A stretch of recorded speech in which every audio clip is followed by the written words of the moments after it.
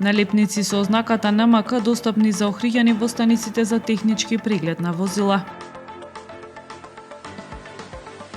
Судскиот совет денеска го избра судијата Вулнет Винца за вршител на должноста претседател на Основен суд Струга. Итни законски измени во собранието, наместо до вечерва на полнок, возачките со Република Македонија ќе може да се заменат до 31 декември 2024. Охридскиот боксер Димитар Ѓорески имаше успешен настав во петото коло од Опен Балкан купот, кој минатиот викенд се одржа во Краљево.